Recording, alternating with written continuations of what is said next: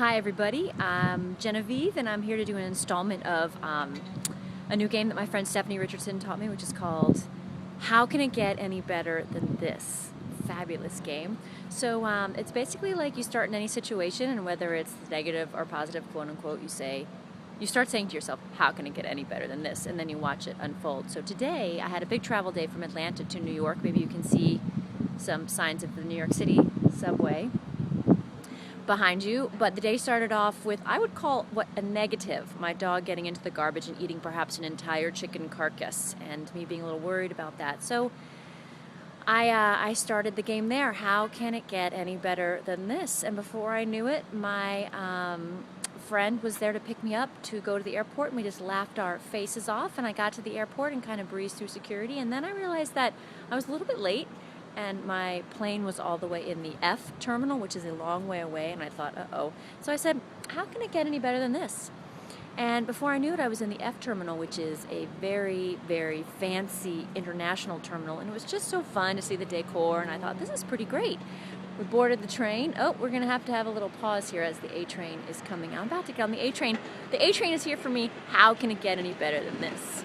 Hi, I'm back for the second installment of How Can It Get Any Better Than This? I am now in Brooklyn, having caught my A train, and it looked like I wasn't going to be able to make a smooth connection on my A train to the right train, so I asked, okay, how can it get any better than this? And I decided to get off from my old neighborhood and walk. So now I get to just walk down memory lane, lots of nostalgia happening, feeling really good about it. But let me go back before, when I was in the airport.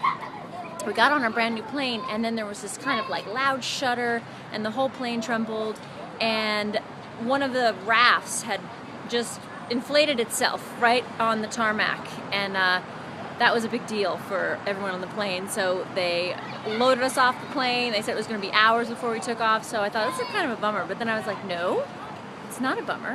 How can it get any better than this? So I went up to Starbucks and I decided to buy somebody a coffee. So I bought this tall, handsome man a coffee, and he gave me compliments, and sooner than I even could think about it, we were back on the plane, and lo and behold, the stewardess comes and gets me and upgrades me to first class, and it's the most ridiculous, as my friend would say, Redonkey Kong first class I've ever seen. It's like my own personal kingdom. There's nobody next to me, fully reclined.